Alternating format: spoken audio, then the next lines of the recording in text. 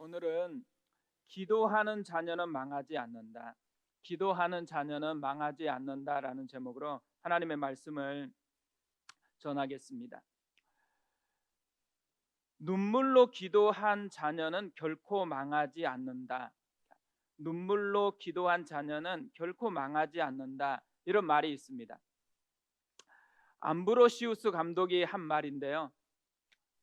방황하던 아들을 둔 어거스틴의 어머니 모니카가 이 이야기를 들었습니다. 그때부터 그녀는 이 말을 약속으로 붙잡고 방탕한 자신의 아들 어거스틴을 위해서 눈물로 하나님께 매달렸습니다. 우리가 다 아는 것처럼 어머니 모니카의 이 눈물의 기도가 방탕한 아들 어거스틴을 성자 어거스틴으로 바꾸었습니다. 탈무드에 보면요, 이런 말이 있거든요. 굉장히 유명한 말이죠. 물고기를 주어라, 한 끼를 먹을 것이다. 물고기 잡는 법을 가르쳐 주어라, 평생을 먹을 것이다. 저는 기도도 마찬가지라고 생각합니다. 자녀들을 위해서 기도해 주는 것 굉장히 중요한 일이죠. 하지만 더 중요한 게 있다라는 거예요. 자녀들이 스스로 기도할 수 있게 만들어 주는 것입니다. 그래서 그들이 끊임없이 기도가 만들어내는 그늘 아래 살아가는 거죠. 기도가 만들어내는 능력이 무엇인지를 스스로 맛보면서 살아가게 해주는 것, 이게 훨씬 더 중요하다라는 거예요. 어떻게 보면요, 눈물로 기도한 자녀는 결코 망하지 않는다, 이 말보다 더 강하고 더 좋은 말은 스스로 기도하는 자녀는 결코 망하지 않는다입니다. 기도하는 자녀는 망하지 않는다, 이게 훨씬 더 좋은 말이라는 거죠. 우리가 자녀를 위해서 기도하는 부모가 되는 것 굉장히 중요하죠. 하지만 더 중요한 것은 우리 자녀들이 기도하는 사람이 되도록 만들어 주는 거라는 거예요. 오늘 또 아이들이 되게 많이 와 있는데, 우리 아이들이 기도를 먹고 살아가는 아이들에서 기도하는 아이들로 바뀌어져 갔으면 좋겠습니다. 우리 교회가 정말 부모들도 기도하는 부모지만 아이들도 기도하는 아이들이 되어가는 그런 교회가 되어졌으면 좋겠습니다. 가을밤 특별 기도회에서 지금 히스기야 왕에 대해서 살펴보고 있습니다. 히스기야는 살펴보면 살펴볼수록 이때까지 보면 진짜 대단한 왕이었습니다. 우상 숭배로 가득한 이 영적 암흑 시대에 영적 개혁 운동을 일으켰습니다. 차가운 마음을 하나님께로 다시 돌이키게 만들었습니다. 기도로 당대 최강 아수르 왕과 싸움에서 승리를 거두게 했습니다. 그뿐 아니죠. 죽을 병에 걸렸는데 기도를 통해서 치유가 되고 15년이라는 생명 연장을 얻게 되었습니다. 이런 히스기야가 죽었어요. 그리고 그 아들이 왕이 됐습니다. 그 아들의 이름은 므낫세였습니다. 이 므낫세가 왕이 되었을 때 12살의 왕이 됐습니다. 12살을 지금 초등학교 5학년 6학년 그 정도 나이거든요. 이 정도 나이 때 왕이 됐다 그러면 제일 누구를 많이 생각했겠어요? 아빠가 어떻게 했는가, 이걸 굉장히 많이 생각했을 것 같잖아요. 그리고 이 므낫세가 12살의 왕이 됐다, 이 말은 뭘 의미하는 거예요? 히스기야가 15년 생명 연장을 받았거든요. 생명 연장 받고 난 후에 3년 뒤에 얻은 아들이에요. 기도 응답의 결과로 얻은 아들입니다. 이런 므낫세가 어떻게 통치했을까요? 우리가 상상해 보세요. 기도 응답으로 받은 아들이에요. 그리고 12살의 왕이 됐어요. 아빠하고 경험한 그것밖에는 본 게 없는 그런 아들입니다. 어떻게 다스렸을까요? 위대한 히스기야 왕의 흔적이 하나하나 배어 나올 것 같잖아요. 열왕기하 21장 2절부터는 이 므낫세 왕의 통치를 이야기를 하고 있습니다. 그대로 읽어 드릴게요. 므낫세가 여호와 보시기에 악을 행하여 여호와께서 이스라엘 자손 앞에서 쫓아내신 이방 사람의 가증한 일을 따라서 그의 아버지 히스기야가 헐어버린 산당들을 다시 세우며 이스라엘의 왕 아합의 행위를 따라 바알을 위하여 제단을 쌓으며 아세라 목상을 만들며 하늘의 이루엘 성신을 경배하여 섬기며 여호와께서 전에 이르시기를 내가 내 이름을 예루살렘에 두리라 하신 여호와의 성전에 제단을 쌓고 또 여호와의 성전 두 마당에 하늘의 이루엘 성신을 위하여 제단들을 쌓고 또 자기의 아들을 불 가운데로 지나게 하며 점치며 사수를 행하며 신접한 자와 박수를 신임하여 여호와께서 보시기에 악을 많이 행하여 그 진노를 일으켰으며 또 자기가 만든 아로 새긴 아세라 목상을 성전에 세웠더라. 너무 충격적이지 않아요? 아빠에게 영향을 받았을 것 같은데, 그런데 아빠에게 영향을 받지 않고 이스라엘의 왕 아합의 영향을 받았다라고 그렇게 이야기를 하고 있습니다. 아빠가 일으켰던 그 수많은 업적들을요 그대로 다 무너뜨리고 다시 세상 것들로 쓰레기장으로 완전히 이스라엘을 뒤덮어 버리고 말았습니다. 그러니까 최악의 왕이 되어버렸어요. 이것 중에 가장 가슴 아픈 것은요, 그의 아버지 히스기야가 헐어버린 산당들을 다시 세우며 이스라엘의 왕 아합의 행위를 따라, 저는 이 표현이 가장 가슴 아픈 표현이라고 생각해요. 아빠의 모든 것을 따르지 않고 이스라엘 왕 아합의 그 길을 따라가고 있다라고 이야기를 하고 있습니다. 기도 응답의 결과로 낳은 아들이잖아요. 그런 아들이 어떻게 이렇게 될 수가 있을까요? 오늘 말씀은요, 왜 이런 일이 일어났는지에 대한 답을 우리에게 알려주고 있는 것입니다. 오늘 말씀을 보면 마치 히스기야의 마지막 인생 이야기처럼 그렇게 기록이 되어 있어요. 가장 늦게 일어난, 그래서 므낫세에게 가장 많은 영향력을 끼쳤던, 그러니까 므낫세가 태어나서 인지했을 때 보고 배운 게 오늘 말씀의 이야기인 것 같이 그렇게 기록을 해 놓았습니다. 열왕기하는요 대부분 역사적인 순서를 따라 기록을 했어요. 그렇기 때문에 이 히스기야의 이야기도 역사적인 순서를 따라서 기록되었을 거라고 생각하지만 히스기야 이야기는 역사적인 순서를 따라 기록하지 않았습니다. 그러니까 의도적으로 순서를 바꿔버렸습니다. 역사적인 순서로 하면 영적 개혁 운동이 첫 번째고, 두 번째가 생명 연장 이야기예요. 그리고 오늘 이야기가 세 번째요. 그 다음 이야기가 아수르 왕과의 전쟁 이야기입니다.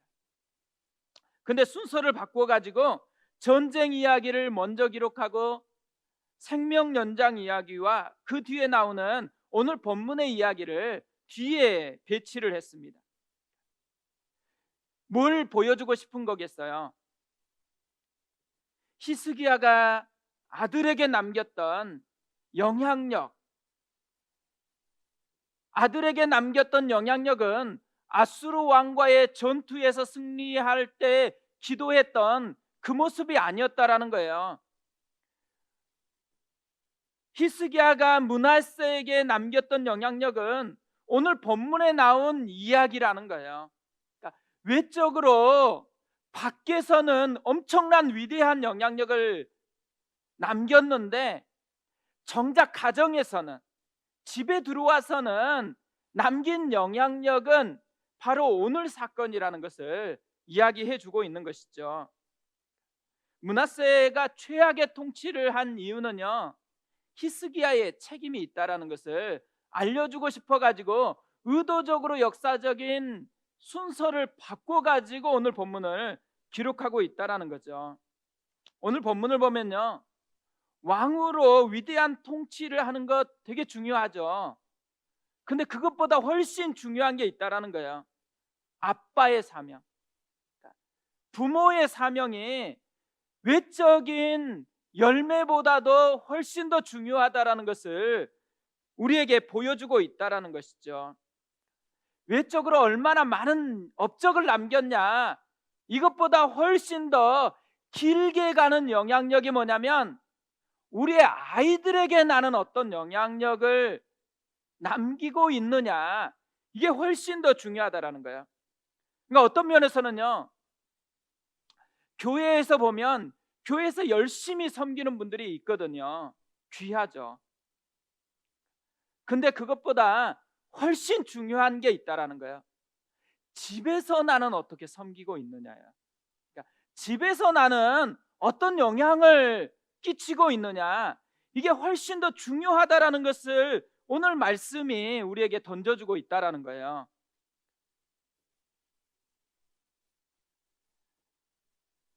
오늘 말씀이 히스기야의 실패 이야기거든요. 이전까지만 해도 성공하고 또 성공하고 성공한 이야기.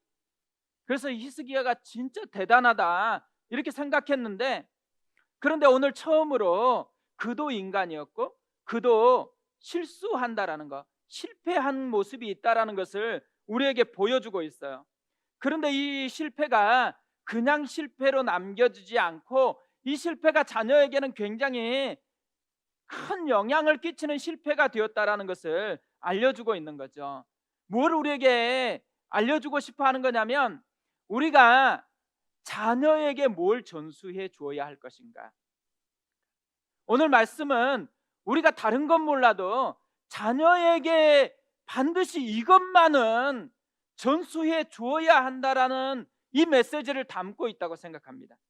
그래서 우리가 오늘 이 히스기야의 실패를 통해서요, 우리 아이들에게 남겨줘야 될 부모로서의 사명이 뭐고 우리가 뭘 남겨야 될 것인지를 살펴보려고 하거든요. 첫 번째로 우리가 자녀에게 남겨줘야 될 게 있다면요, 자기 자랑이 아니고 하나님을 자랑하는 사람이 되게 하라는 거예요. 오늘 말씀을 보면 멀리서 바벨론 왕이 사신을 보냈어요.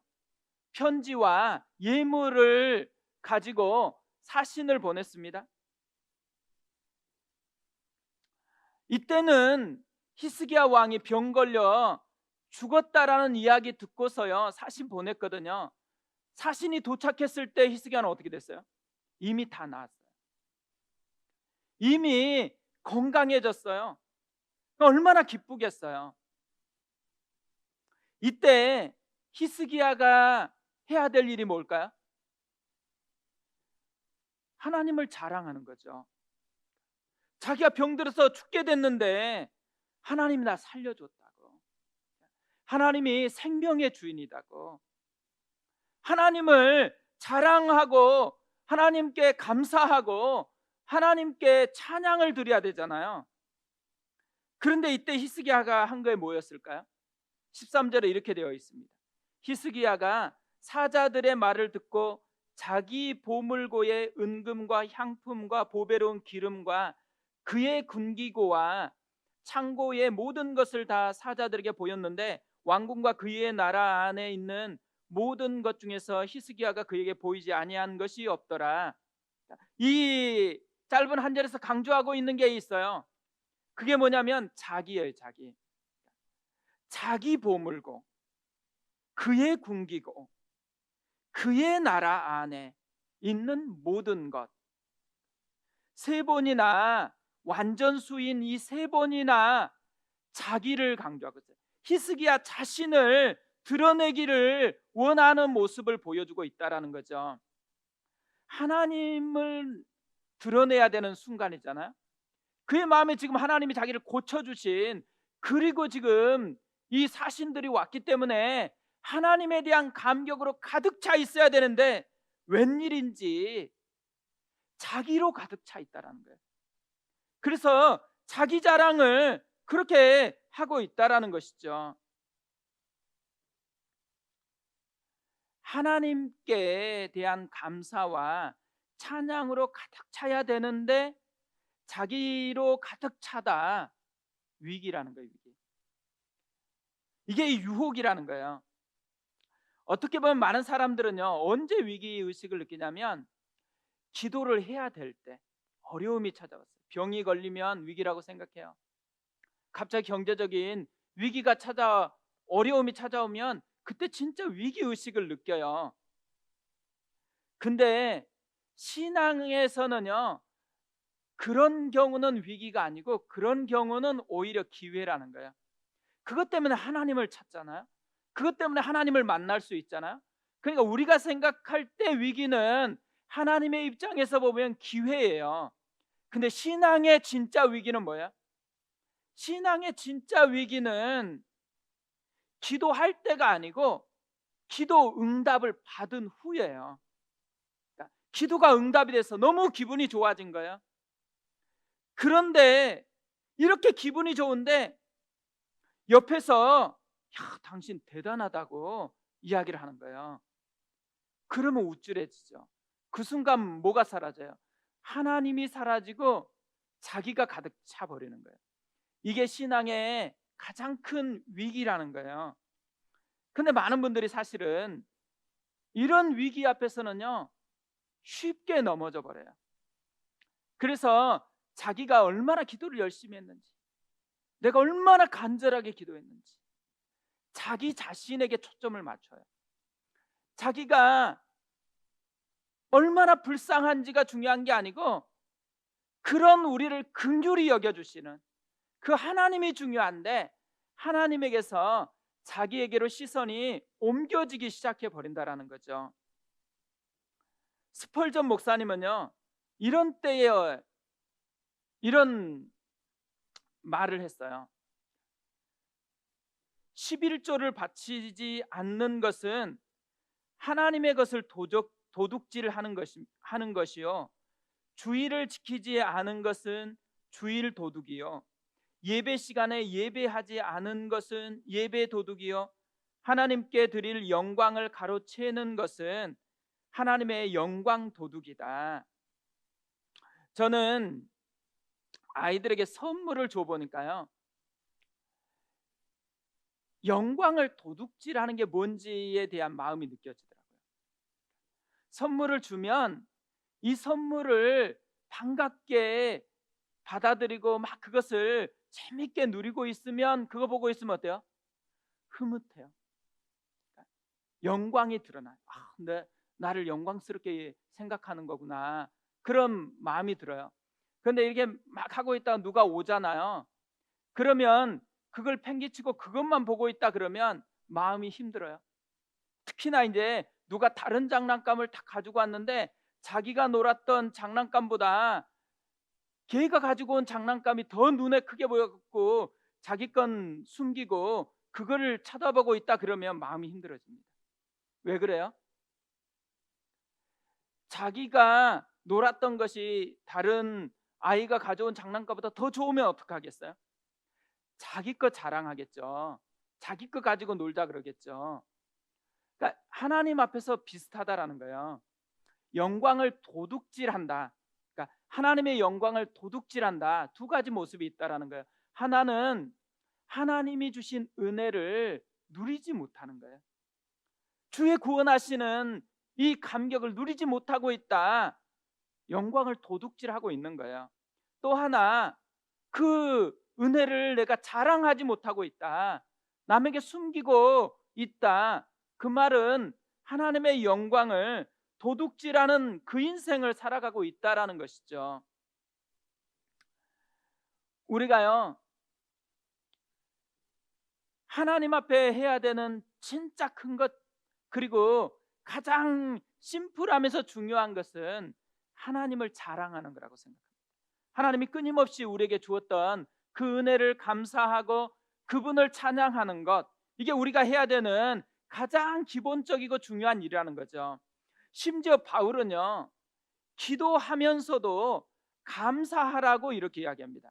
빌립보서 4장 6절 7절에 이렇게 되어 있어요. 아무것도 염려하지 말고 다만 모든 일에 기도와 간구로 너희 구할 것을 감사함으로 하나님께 아뢰라. 그리하면 모든 지각에 뛰어난 하나님의 평강이 그리스도 예수 안에서 너희 마음과 생각을 지키시리라. 우리는 기도할 때 간절히 기도해야 된다. 믿음을 가지고 기도해야 된다. 이것은 논리적으로 맞는 것 같아요. 근데 감사함으로 기도해라. 무슨 말이에요? 아직 응답이 안 왔기 때문에 기도하고 있는데 왜 감사함으로 기도하라고 하는 것일까요? 기도 자체가요, 하나님의 사건이라는 거예요. 기도 자체가 은혜라는 거예요. 우리가 이걸 하나님 앞에 가지고 가서 기도할 정도다 그러면 이미 하나님께서 우리 가운데 은혜를 베풀어 주셨기 때문에 그런 일들이 일어나고 있는 것이죠. 그렇기 때문에 기도 자체를 하면서 감사할 수가 있는 거예요. 오늘 또 우리가 기도할 때 감사함으로 기도했으면 좋겠어요. 우리가 해야 되는 진짜 중요한 일은요, 또 우리가 아이들에게 진짜 전수해야 되는 중요한 게 있다면 하나님을 자랑하는 것입니다. 하나님을 누리고 그분의 은혜를 끊임없이 감사하고 끊임없이 자랑하는 것, 이것을 우리가 아이들에게 전수해 주어야 한다라는 거죠. 두 번째로요, 이 히스기야의 실패를 통해서 우리가 배워야 하는 것 한 가지가 있다면 넘어졌을 때 다시 기도해야 한다라는 거예요. 우리가 하나님을 떠나면 넘어져요. 근데 이 넘어졌을 때요, 다시 일어나 가지고 하나님께 돌아가는 것, 이게 능력이잖아요. 어떤 면에서는 그래서 기도가 능력인 거예요. 기도는 하나님께 나아가는 것, 하나님께 돌아가는 것이잖아요. 그렇기 때문에 기도는 진짜 능력인 거예요.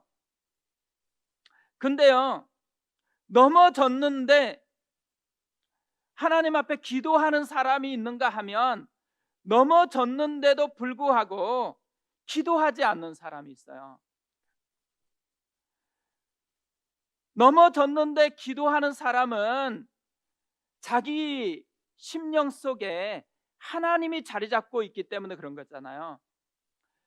넘어졌는데도 불구하고 기도하지 않는 건 자기 자신이 자기에게 가득 차 있기 때문에 그런 거죠.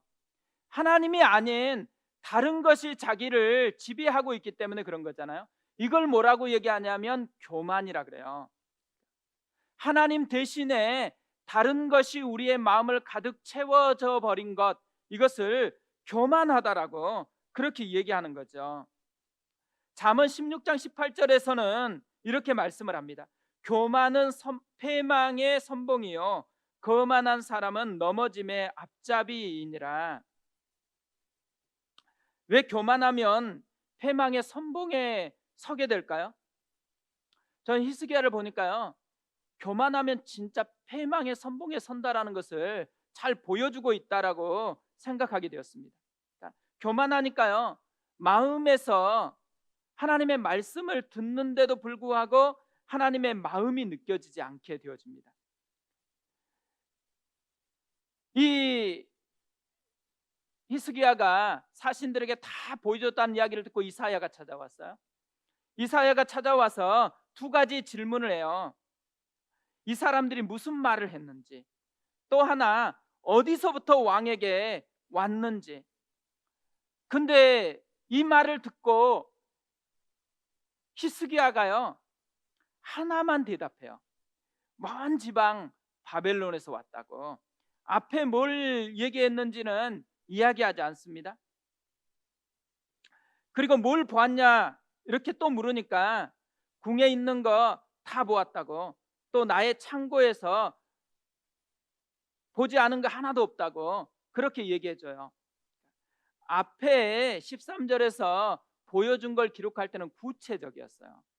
하나하나 구체적인 경제적인 그리고 군사적인 모든 영역을 보여줬다라는 것을 이야기하고 있는데, 지금 히스기야가 이사야에게 답변하고 있는 건 뭐예요?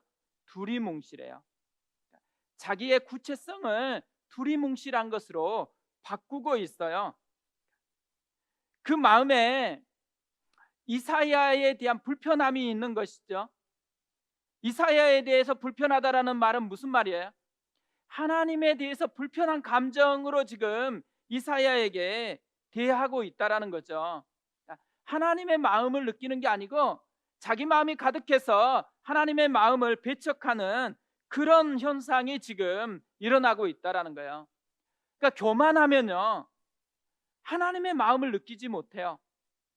하나님의 마음을 느끼지 못한 게 인생의 최대 불행입니다. 또 하나요, 이렇게 교만하다 보니까 더 나아가서 기도할 마음이 생기지 않는 거예요.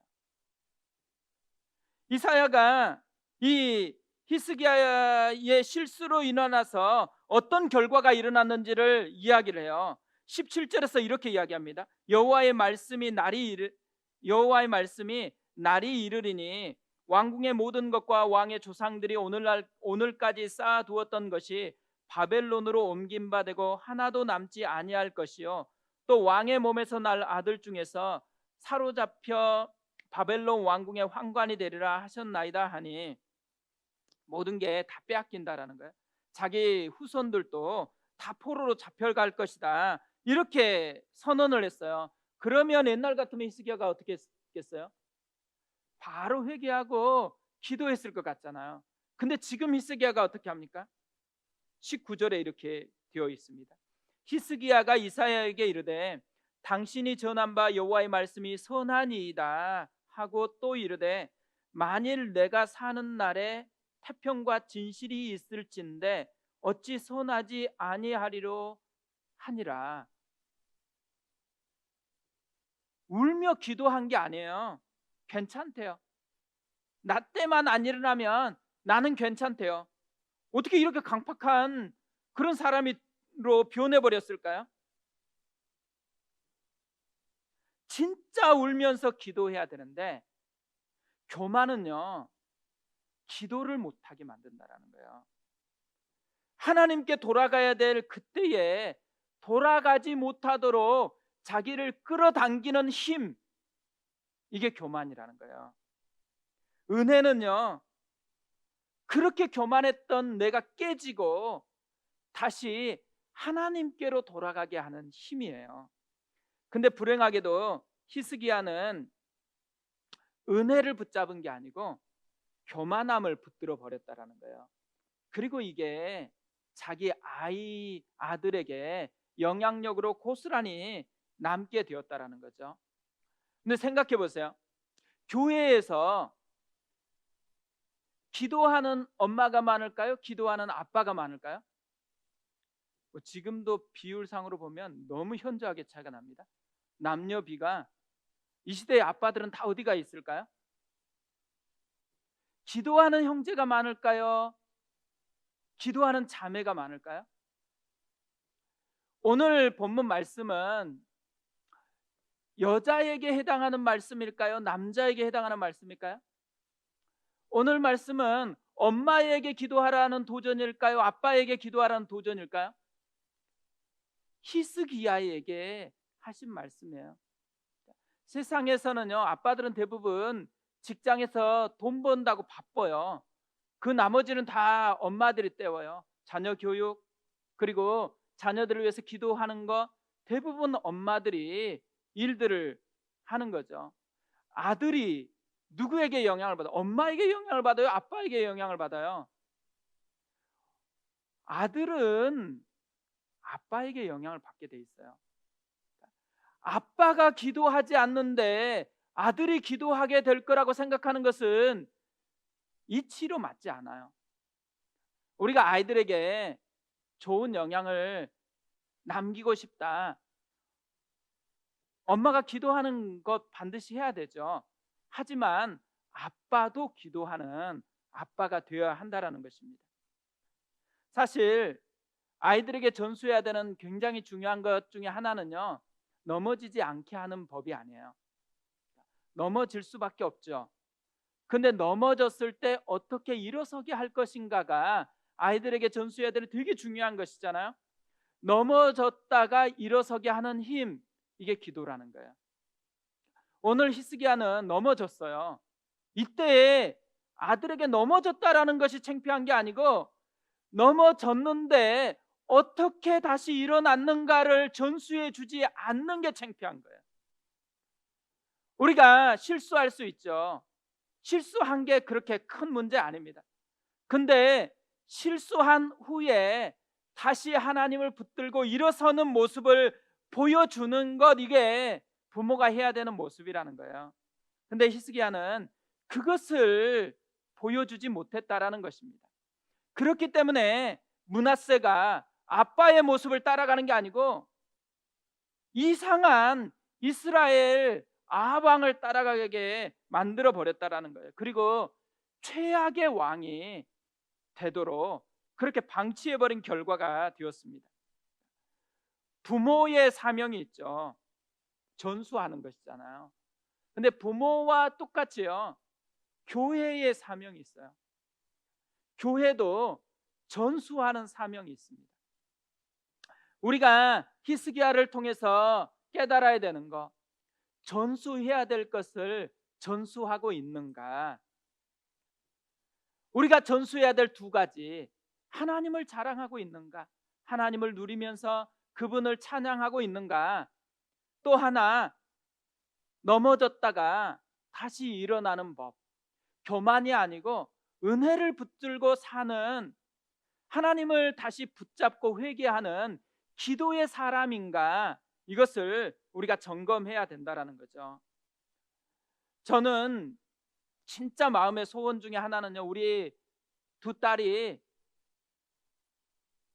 저 같은 아빠 만난 게 일생의 최대 축복이라고 여기게 하는 거, 이게 제 마음에 있는 깊은 갈망이거든요. 그래서 아이들이 자라났을 때 최고 자랑은 아빠 딸인 거. 근데 이렇게 되려면 뭘 해야 돼요? 하나님을 자랑하는 사람이 돼야 되는 거죠. 그리고 넘어졌다가 다시 일어서면서 끊임없이 주님을 붙드는 것을 보여주는 사람이 되면 그럴 수 있다라는 거예요. 우리 교회도 그랬으면 좋겠어요. 우리 교회에 있는 아이들이 자라나면서 진짜 우리 교회에 다녔던 게 일생 최대의 축복이다라고 그렇게 얘기할 수 있었으면 좋겠어요. 왜 그래야 돼요?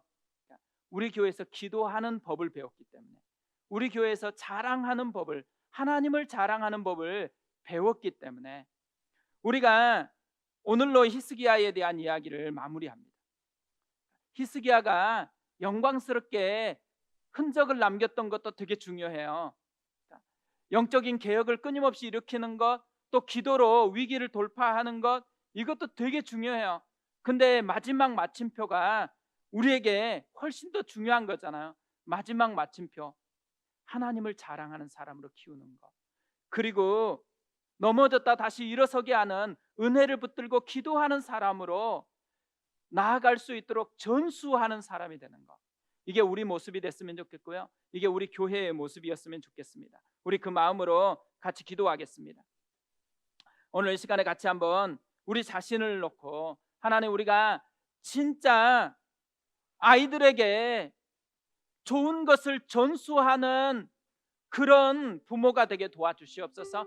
특별히 하나님을 자랑하는 것, 하나님을 풍성히 누리고 그분을 자랑하는 인생 되게 도와주시고, 또 우리가 넘어졌다가도 은혜를 붙들고 기도하는 사람이 되는 것, 이것을 아이들에게 전수하는 그런 부모가 되게 도와주시옵소서. 그리고 우리 아이들이 그 모습을 보고 진짜 하나님과 함께 동행하는 그런 아이들로 자라나도록 은혜를 베풀어 주옵소서. 우리가 한번 이 기도 제목을 붙들고 기도하겠습니다.